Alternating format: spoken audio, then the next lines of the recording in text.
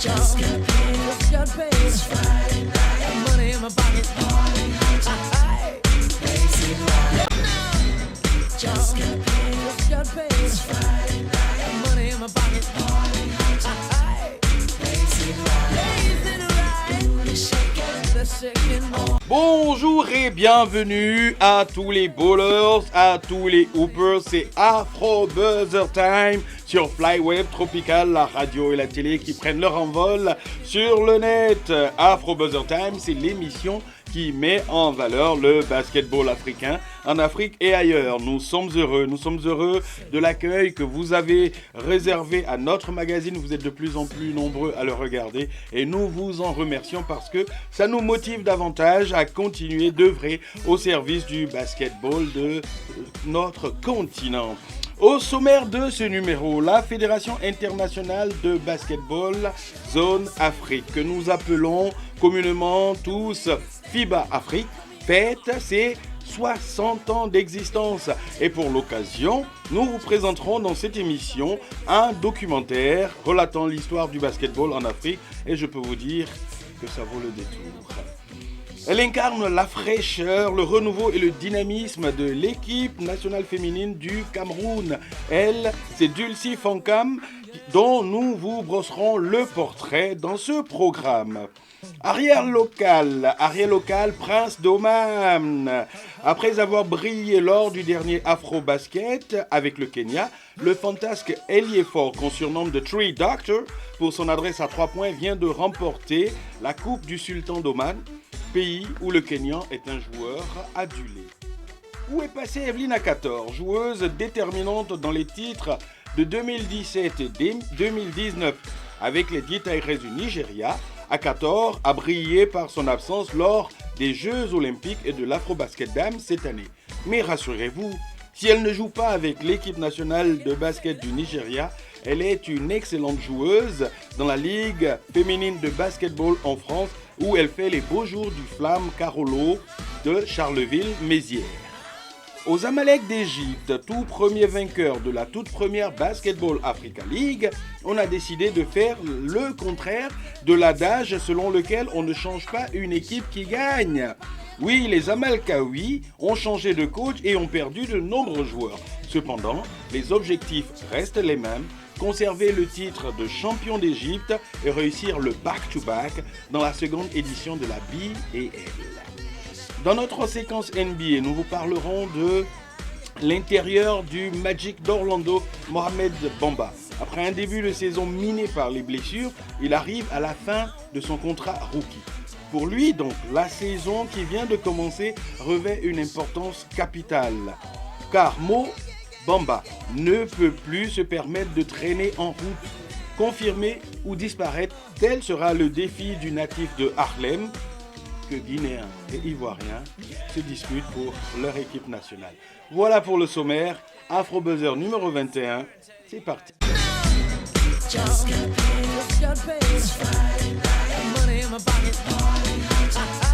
FIBA Afrique fête tout au long de cette saison ses 60 ans d'existence. C'est donc une jeune dame avec toutes ses dents. Pour l'occasion, voici un documentaire relatant l'histoire du basketball en Afrique et je peux vous dire que ce document en vaut vraiment le détour. Réalisation Patrick Mbarga et votre serviteur à la narration.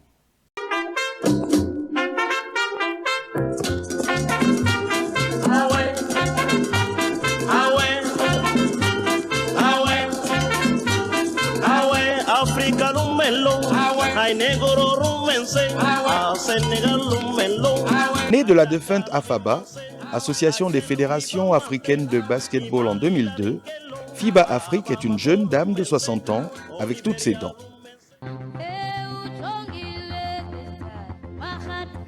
C'est en effet le 11 juin 1961 au Caire qu'est né l'organe dirigeant du basketball africain en présence du Marocain Larguet Boujma, membre de l'Assemblée constituante.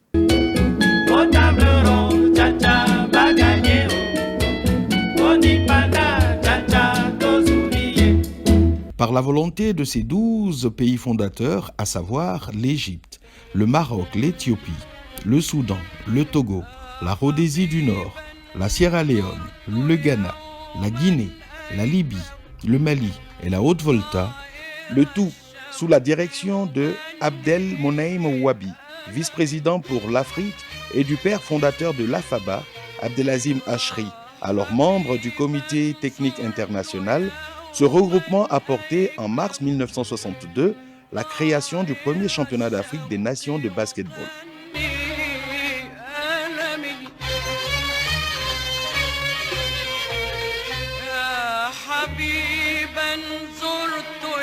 Et depuis, que de belles décennies, à commencer par les sélections nationales pour aboutir à la création, en partenariat avec la NBA, de la Basketball Africa League, le tout dernier championnat d'Afrique des clubs.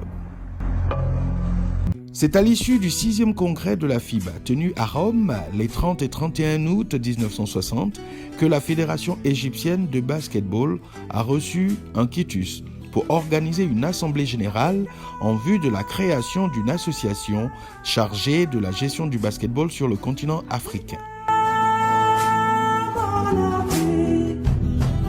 Ce qui fut fait un an plus tard. De 12 au départ, FIBA Afrique est aujourd'hui le garant de la balle au panier sur le continent africain avec 54 fédérations nationales affiliées. Un ensemble conduit avec maestria par l'actuel directeur régional, M. Alphonse Billet de la Côte d'Ivoire.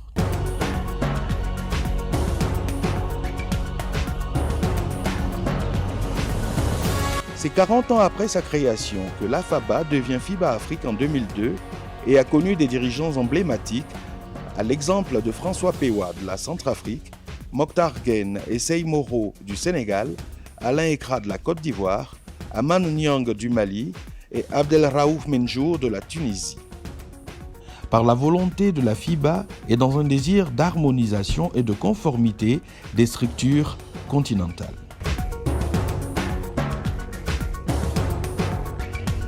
Aujourd'hui, les compétitions de FIBA Afrique ont gagné en audience et en notoriété, ce qui lui vaut le respect et la sympathie de la FIBA, de la NBA, des gouvernements en Afrique et des grandes institutions dans le monde.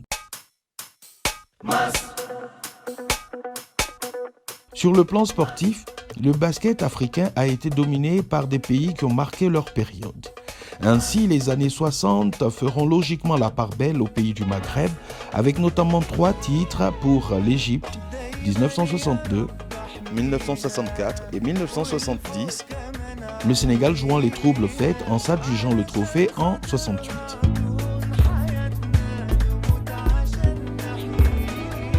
À partir de 1972, en plus de l'Égypte et du Sénégal, la République centrafricaine viendra se joindre à ce mano à mano en remportant le championnat d'Afrique en 1974, notamment en se basant sur une forte ossature de joueurs issus d'un des meilleurs clubs africains de l'époque, le fameux Hit Trésor de Bangui.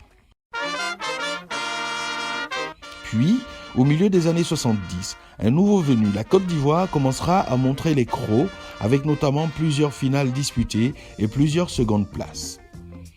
Mais les Ivoiriens seront plus heureux lors de la décennie suivante en remportant le titre en 1981 et 1985 sous la conduite d'Alphonse Billet, le joueur, en 81 et d'Alphonse Billet, le sélectionneur, en 85. L'Égypte et la RCA monteront aussi sur la plus haute marche du podium en cette période.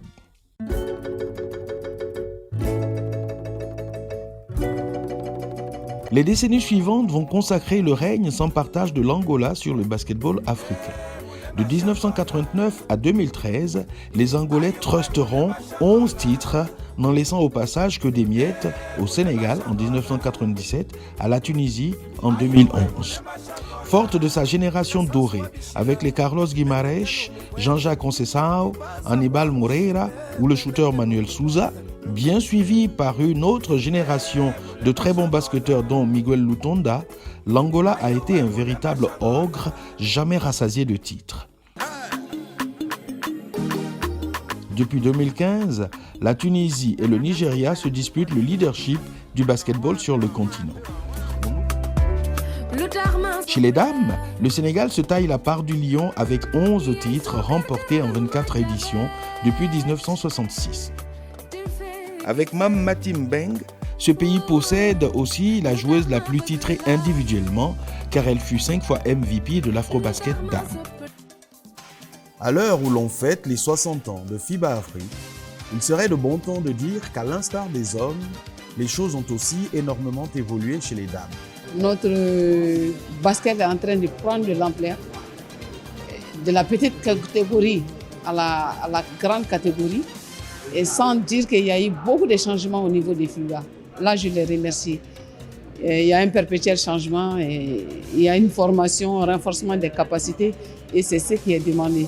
De 1966 à Conakry, date de la première compétition internationale féminine, le constat est réel. Le niveau des joueuses africaines ne cesse de s'améliorer.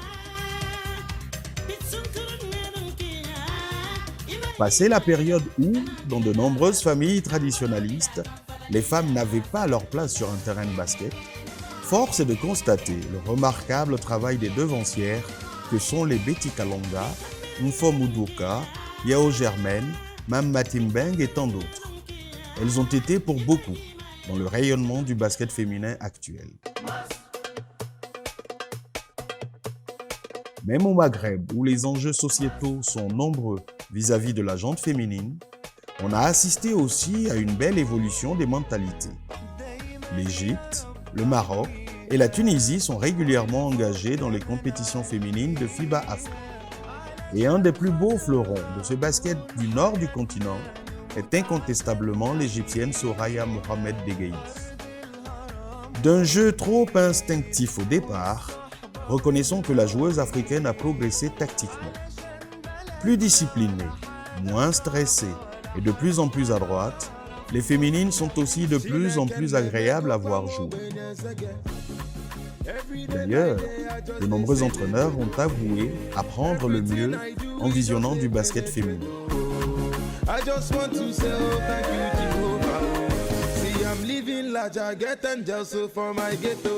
Les Afro-Baskets, qui avaient fait la part belle à Madagascar, le Mali, le Sénégal, le Zaïre devenu RDC ou le Mozambique, sont de plus en plus ouverts.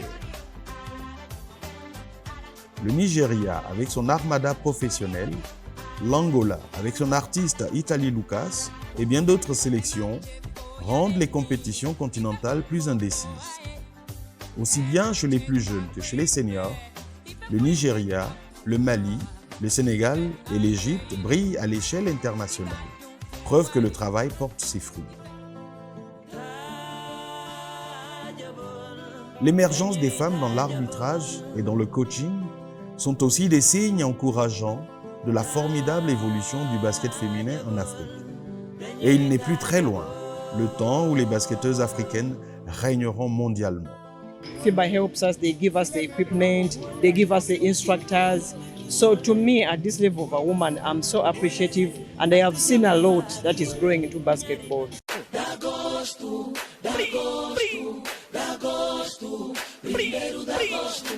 Les compétitions de clubs ont aussi donné lieu à de véritables joutes sportives qui ont permis de révéler de nombreux talents qui ont fait les beaux jours de clubs européens. La preuve que la dynamique est excellente et les progrès remarquables. 60 ans de basketball africain, c'est un peu comme les indépendances africaines. Il y a une évolution nette dans le basketball africain. J'ai eu le privilège de participer à une partie en tant que joueur, en tant que coach et en tant que président de la fédération. Aujourd'hui, secrétaire général de FIBA Afrique, donc je peux me permettre d'apporter un petit jugement beaucoup plus critique en disant que certes, nous n'avons pas encore atteint le niveau de l'Europe, mais le basketball africain a évolué. Moi, je suis heureux que nous soyons dans ce processus, que les choses avancent. Il y a une satisfaction, sincèrement, mais pas complète, parce que je pense que nous pouvons faire mieux avec les qualités physiques que nous avons. Le deuxième appel que je pourrais lancer, c'est qu'à ces fédérations, et puis à notre niveau nous le faisons, c'est que les fédérations s'intéressent quand même au basketball féminin. Le basket féminin, je pense que devrait grandir beaucoup plus vite que le basketball masculin sur le plan mondial. Donc je pense que l'appel que je lance, c'est que les fédérations s'y mettent dès maintenant pour que les choses avancent. Le basketball africain, je dirais, il a évolué, sérieusement évolué. Et puis là, depuis une quinzaine d'années, nous allons dire franchement, le basketball africain est reparti. Je ne me souviens à l'époque, il y avait 15-16 pays qui jouaient sur les 53 ou 54 pays africains. Aujourd'hui, pratiquement nous avons 45 pays africains qui participent régulièrement aux compétitions. Il a évolué également au niveau de je dirais, des cadres africains. Nous avons donc des cadres de valeur, arbitres, coachs, etc.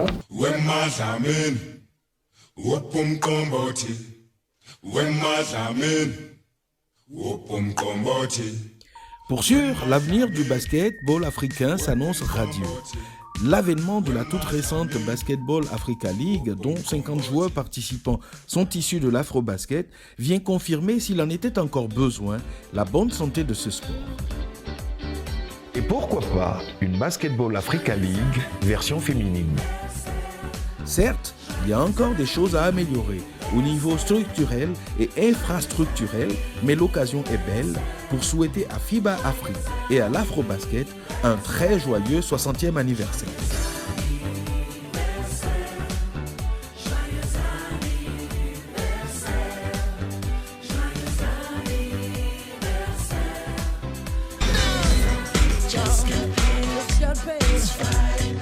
Dulcie Fankam est certainement la joueuse camerounaise qui incarne le plus le surnom de Lionne indomptable. Elle se bat de la première à la dernière minute d'un match, même si elle a du déchet dans son jeu, ce qui est normal pour une joueuse de 22 ans. Elle incarne la fraîcheur, le renouveau et le dynamisme de l'équipe nationale féminine du Cameroun. Reportage Elango Njombo.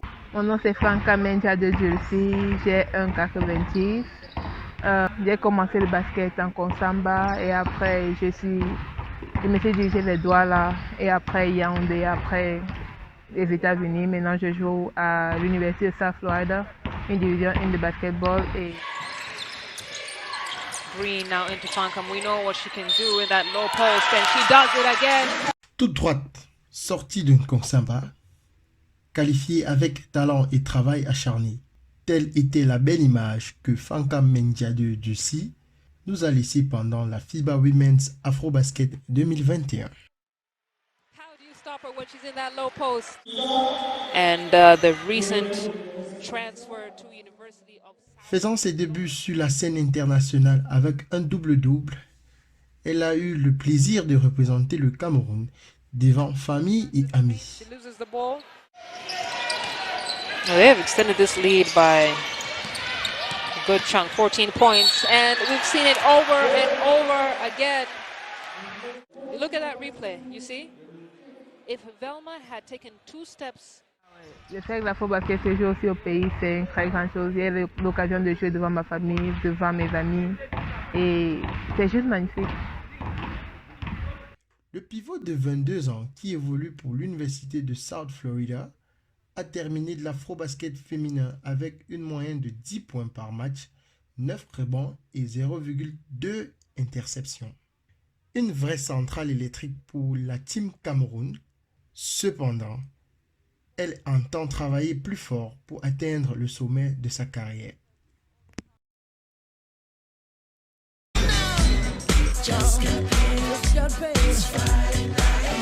Appelez-le The Tree Doctor parce que ce joueur est un vrai sniper à 3 points. Ariel Okal est devenu, il y a quelques jours, The French Prince of Oman. En effet, l'international kényan vient de remporter la Coupe du Sultanat. Il est même devenu une des véritables attractions de ce championnat dans ce pays du Golfe. Ariel Okal Koranga a ajouté un nouveau titre à son palmarès déjà très riche. Avec son club de Al-Bashir, il vient de remporter la Coupe du Sultan d'Oman sur une victoire 74-65 contre Nizwa Club. L'ailier fort international kényan, qui nous a gratifié de beaux dunks et de nombreux tirs à 3 points durant l'Afro-Basket en août dernier au Rwanda, en est maintenant à son 3e club dans le Golfe, ce qui ne l'empêche pas d'être toujours aussi décisif.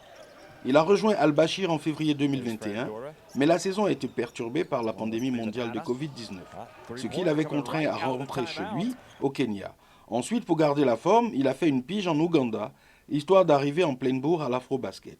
Puis, revenu dans son club de Al-Bashir, Ariel Okal, celui qu'on surnomme aussi The Tree Doctor, y a été très brillant. Du haut de ses 2,06 m, Okal est un véritable 3&D player, c'est-à-dire un joueur capable de shooter à 3 points, mais aussi de se mettre minable en défense.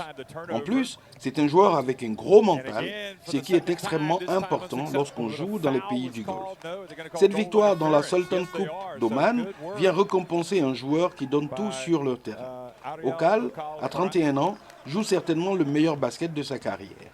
Raison pour laquelle il veut briller à la fois pour son club, mais aussi avec les Morans, l'équipe nationale du Kenya qui va bientôt entrer en préparation pour les éliminatoires de la Coupe du Monde. Avec Taylor Ngwe, Tom Bushwamukota, Ariel Okal est un vrai leader dans cette team Morans, bien drivé par la talentueuse coach Liz Mills. Ils veulent désormais frapper un grand coup en Coupe du Monde.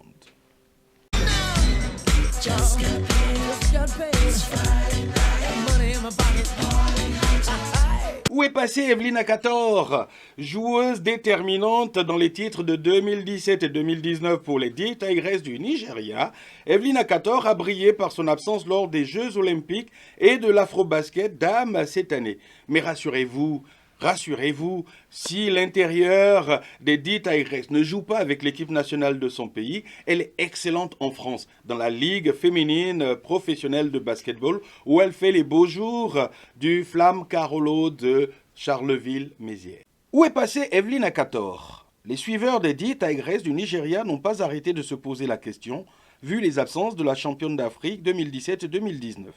On se souvient même qu'il y a 2 ans, lors de la finale de l'Afrobasket contre le Sénégal à Dakar, alors que les locaux revenaient dans la partie, Akator avait pris 2 rebonds offensifs qu'elle a convertis en points pour donner une avance définitive à sa sélection. Depuis, Evelyn Akator a disparu des radars de l'équipe nationale du Nigeria. On a expliqué ça et là des choix sportifs et même de petites bisbilles de personnes pour expliquer son absence du roster des D Tigresses, à la fois pour les JO et pour l'Afrobasket 2021.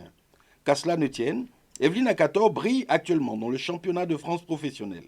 Depuis 2 saisons, elle est devenue une joueuse majeure du Flamme Carolo de Charleville-Mézières.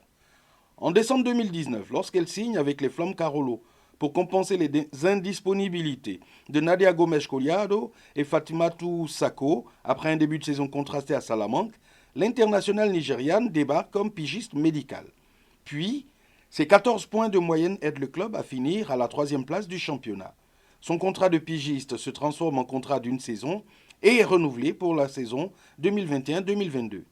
Cette saison, la native de Lagos tourne à près de 9 points et 6 rebonds par match. Elle ne ferme aucune porte aux D Tigresses, mais elle veut avant tout se consacrer à son club.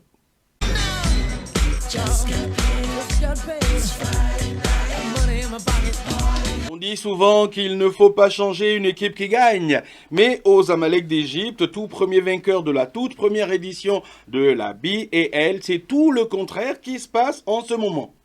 Augustine Julbe, le coach, est parti chez le rival Al-Ali. Solo Diabaté est parti à Shmoua Sporting Club. Mohab Abdelatif est parti dans une université américaine. Et le MVP et meilleur scoreur de l'équipe, Walter Hodge, joue présentement à Porto Rico.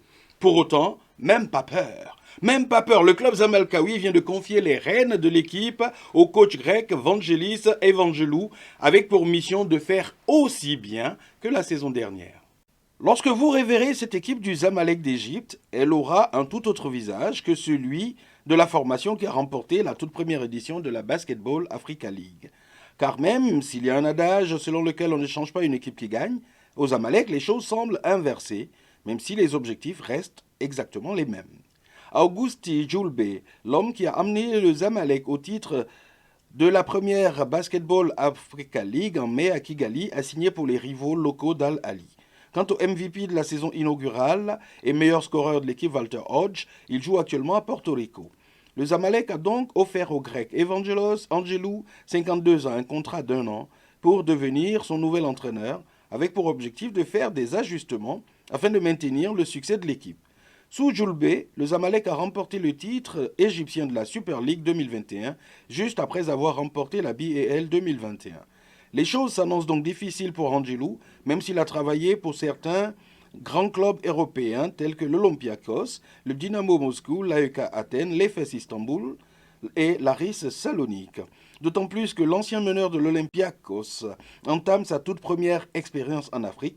Seul le temps nous dira si le Zamalek pourra conserver ses 2 titres majeurs, BAL et Egypt Super League. Les éliminatoires de la zone Afrique de la Coupe du Monde FIBA 2023 qui débuteront dans 10 jours proposeront quelques affiches très intéressantes. L'Angola sera l'hôte de la première fenêtre qualificative de ces éliminatoires. Les 3 jours de compétition se dérouleront du 26 au 28 novembre dans la ville de Benguela où les 8 équipes des groupes A et C seront à la lutte pour se repartir les 6 places donnant accès au second tour des éliminatoires zone Afrique. Les groupes B et D débuteront quant à eux leur campagne qualificative en février 2022. Les équipes qui finiront aux 2 premières places des groupes E et F à l'issue du second tour, ainsi que la meilleure 3e, se qualifieront pour la Coupe du Monde FIBA 2023. Pour cette première fenêtre, il y a certaines oppositions qui vaudront bien le détour. Côte d'Ivoire-Angola le 26 novembre dans le groupe C. Nigeria-Mali le 27 novembre dans le groupe A. République centrafricaine, Côte d'Ivoire, le 27 novembre dans le groupe C. Ouganda, Cap-Vert, 27 novembre dans le groupe A. Ouganda, Nigeria, 28 novembre dans le groupe A. Tunisie. Quant aux basketteurs tunisiens, ils étaient les hôtes de marque du président de la République qui les a reçus pour les féliciter pour le titre africain remporté en août au Rwanda. Le président de la République, Kais Saïd, a donc reçu ses invités au cours d'un gala organisé au palais présidentiel de Carthage. Il a rendu hommage à plusieurs athlètes et sélections au cours de ce gala. Victorieuse du FIBA Afrobasket pour la 3e fois, la Tunisie s'est montrée la plus forte du tournoi à 16 équipes qui s'est déroulé au mois d'août dernier au Rwanda. En République centrafricaine, le directeur technique national a été débarqué par la fédération. On lui reproche des fautes lourdes. Même si les détails de ce qui est retenu contre Ejen Pewa n'ont pas été révélés, nous pensons que la dernière campagne de l'Afrobasket y est pour quelque chose. Enfin, au Nigeria, les bisbilles entre la Nigeria Basketball Federation et le ministère des Sports continuent. On espère que les 2 parties finiront par s'entendre, sinon on s'achemine vers des lendemains incertains, notamment en ce qui concerne les compétitions internationales.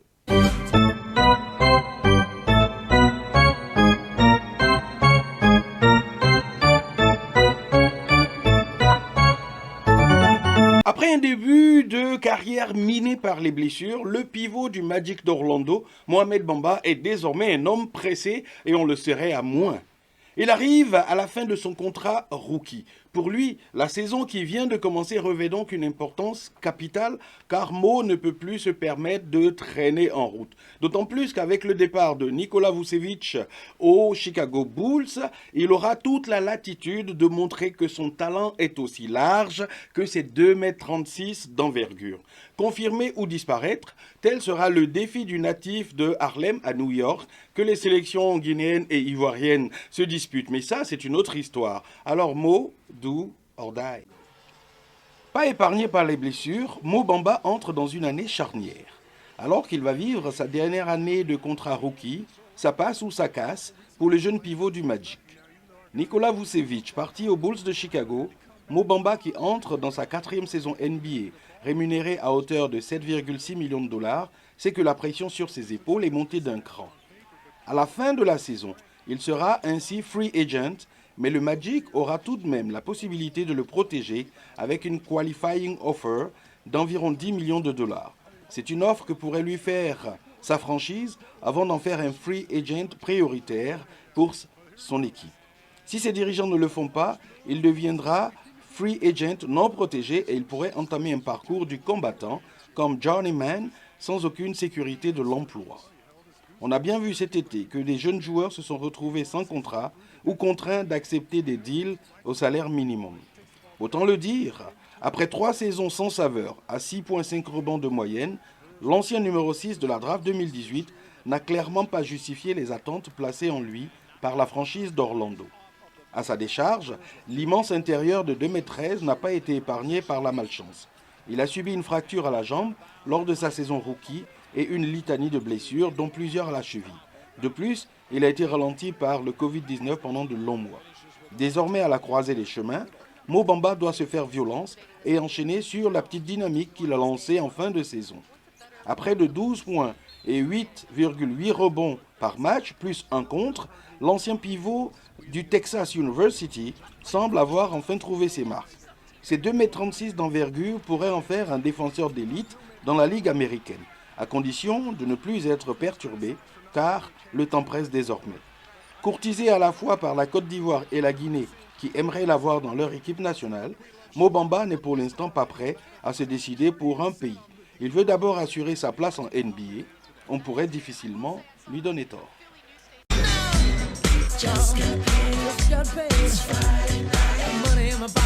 Yo, merci à vous les ballers, à vous les hoopers d'avoir suivi cette émission. Vous êtes de plus en plus nombreux à la suivre et ça nous fait énormément plaisir. Cette émission a été réalisée par le Master Mix Francis Ponzola.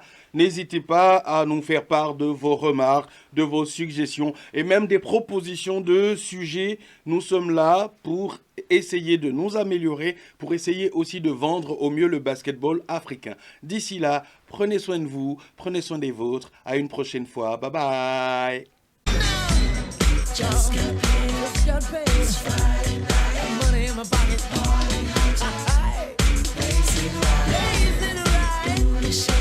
Shaking all